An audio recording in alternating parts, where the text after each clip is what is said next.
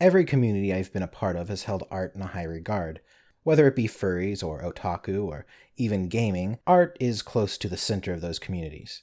And many of the artists make a living by selling their art to other members of those communities. Often this can become a point of contention. Artists are sometimes harassed for selling their art for what other people see as too much. So what should artists charge for their work? This is Miles, a popular furry artist.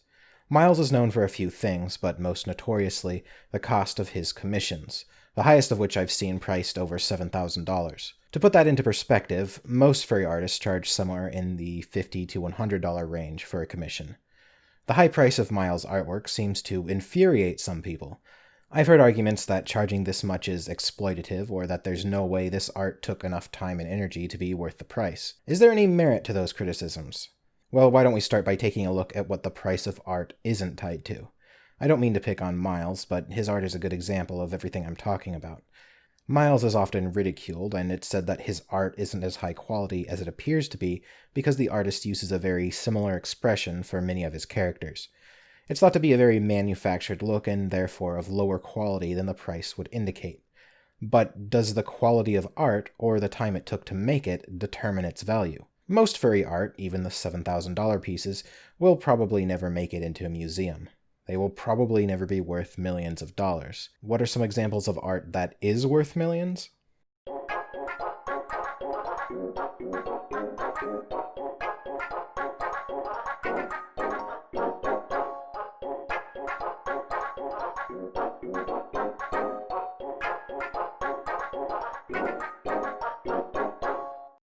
With these pieces, the quality of art or amount of time spent working on a painting seems to have little to do with price.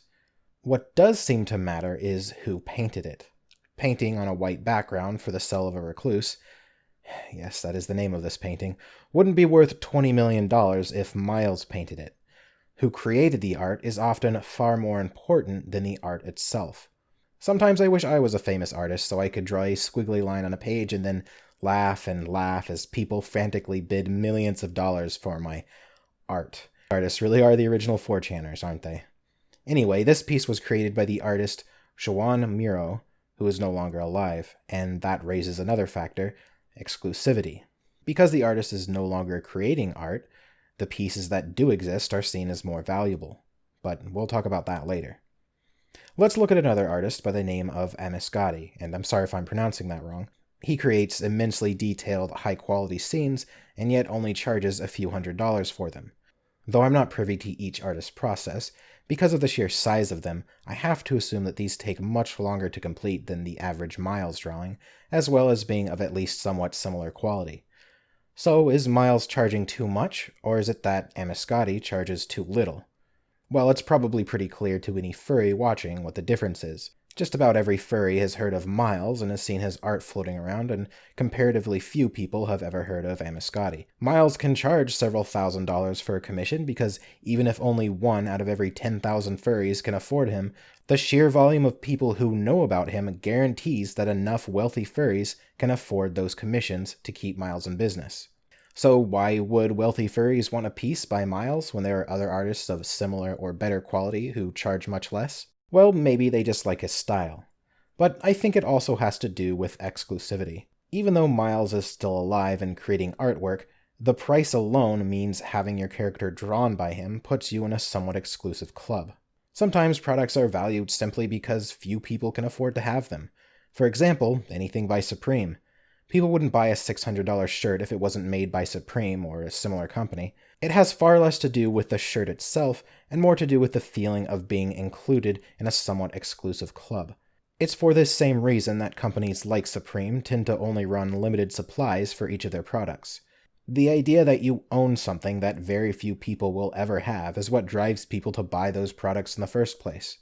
The same is true for artists like Miles.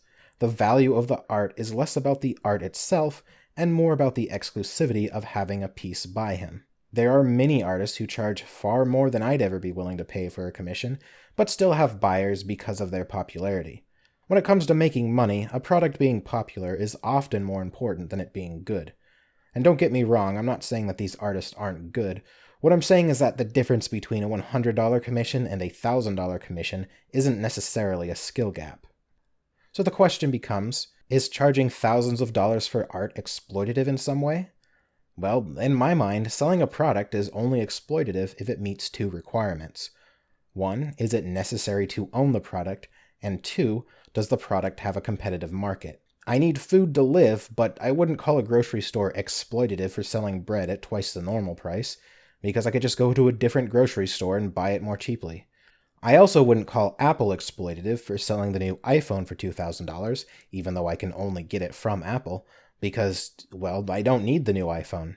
For an example of something that is exploitative, you probably remember Martin Shkreli, the man who bought the rights to sell a specific kind of AIDS medication and upped the price from $13 a pill to $750 a pill.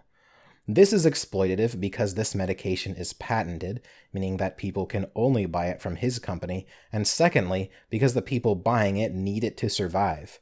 You really should read more about this guy. It's kind of amazing how much of an anime villain he is. Art, on the other hand, doesn't meet either of those requirements. You don't need art of your furry character. Well, some people might think they do. Secondly, there are thousands of artists at all kinds of price ranges who you can buy art from. This kind of art is a luxury, plain and simple. There are plenty of places to get it, and you can simply not buy it if you don't think it's worth the price.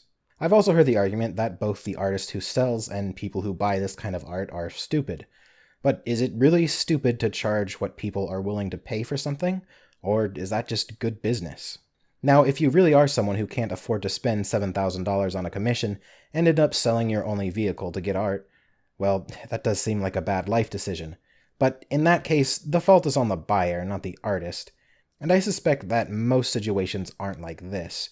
Most people who spend thousands of dollars on art probably are pretty well off. If a person can afford to spend a few $1,000s on a luxury item, I don't see why it's stupid to do so. If I made $100,000 a year, spending a few thousand on a piece of art wouldn't be that big of a deal for me. At the other end of it, there are people who live in poverty who likely think that even spending $100 on art is stupid and a waste of money. It's all about perspective.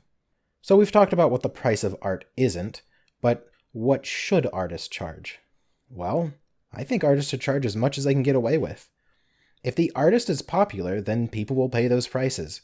If they aren't popular, then they'll be forced to lower their prices until they reach some kind of equilibrium. The basic advice I give to artists when I see them struggling with what they should charge is this.